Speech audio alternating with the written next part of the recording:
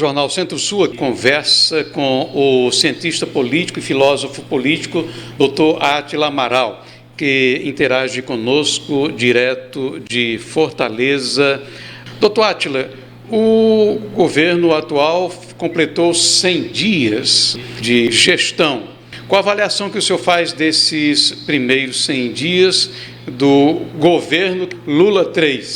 O governo Lula III, para usar a sua expressão, na realidade, nesses 100 dias, ele deu sinalizações que, no meu entender, não apontam para uma direção muito boa. É bem verdade que o governo alega que, de alguma maneira, colocou programas sociais, mas, assim, na verdade, o antigo Bolsa Família, ele foi substituído pelo Auxílio Brasil, e o Auxílio Brasil vinha funcionando normalmente. O que ele fez foi acrescer os R$150 por criança até 6 anos, né? Mas isso muito recentemente, praticamente no mês passado. Então não há grandes renovações, não há grandes feitos do governo. Na verdade, há um esforço para desfazer uma boa parte da legislação proposta pelo Bolsonaro. Houve uma tentativa de modificar a legislação relativa ao saneamento, a legislação relativa ao uso de armas, sempre numa direção oposta do governo anterior,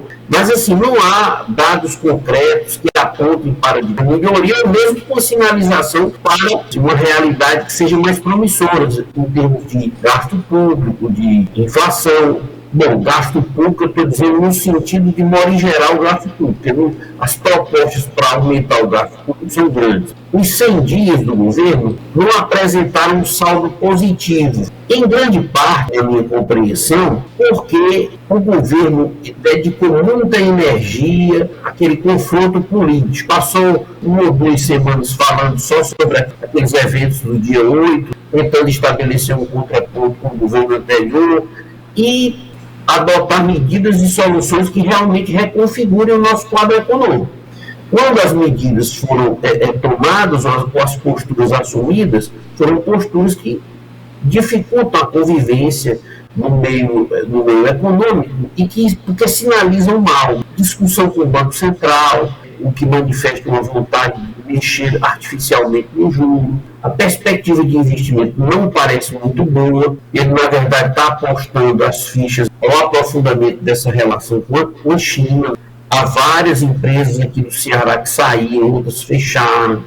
Os 100 dias, eles não foram, no meu entendimento, positivos para o governo, não porque se esperasse que em 100 dias nenhum governo vai fazer muita coisa, mas assim, nesses 100 dias é o suficiente para dar sinalizações. E de fato o governo deu sinalizações, mas elas, na minha compreensão, elas não apontam para escolhas políticas saudáveis, capazes de regenerar a nossa nação. Já estão combalida um quadro de violência muito grande, pela tomada das periferias das grandes cidades, pelas facções criminosas. Então, no meu entender... Quando o senhor fala essa questão da violência, foi divulgada uma informação nesta segunda-feira que o MST já tem uma agenda de invasões. Como é que o senhor avalia essa comunicação do MST anunciando a realização de invasões?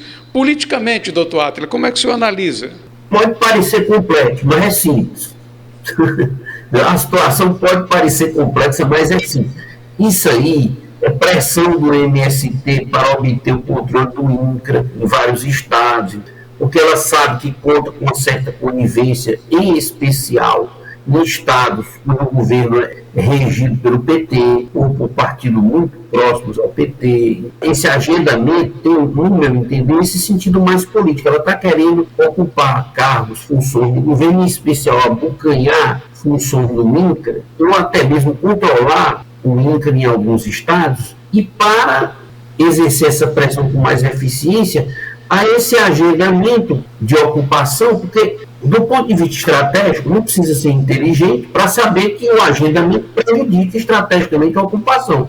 Porque se eu sei que ela vai acontecer, eu tenho mais meios para proibi-la. Mas isso aí é um sinal mais político, para dizer o seguinte: olha, se você não me der o que eu estou querendo, você vai ter problema. Como é um condomínio, o governo é um grande condomínio, não aumentou ministérios e tal, então, nesse condomínio, cada um quer abocanhar uma parte maior do poder político disponível, das funções disponíveis. A questão principal é essa. Há também uma certeza de conivência por parte de vários governos estaduais e do governo federal, evidentemente.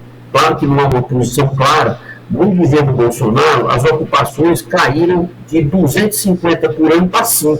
Quer dizer, uma queda absurda. Quer dizer, nós estamos voltando a uma situação anterior, que é porque o movimento, é isso que precisa se esclarecer.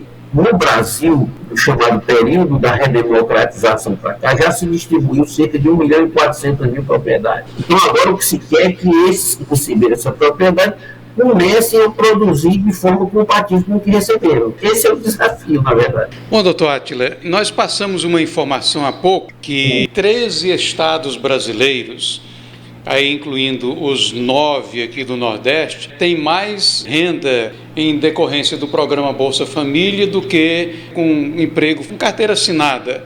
Essa situação, como é que o senhor avalia isso aí? São 9 estados do Nordeste, mais 4 do Norte. O que isso comunica, doutor Átila?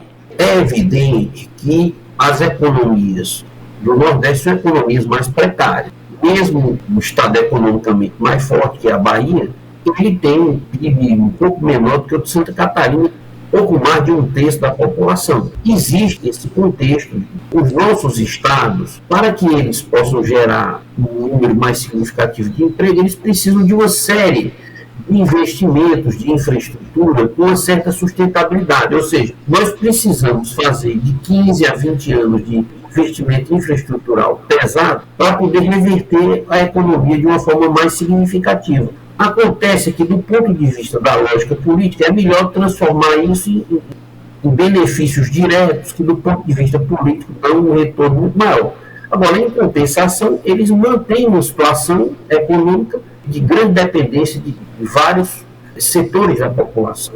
Mas isso aí, até certo ponto, é normal se você está caminhando para sair disso aí. O problema é quando essas políticas que beneficiam diretamente o cidadão, elas se transformam no carro-chefe do governo. Por quê? Porque aí você não se trata de uma política simplesmente para pobres, mas para gerar mais pobres ainda e imobilizar na pobreza. Aí é o problema, entendeu? Não é o fato de que existe, mas é o fato de que existe sem uma perspectiva de alteração econômica, porque isso depende de investimentos estratégicos, de uma visão mais de médio prazo.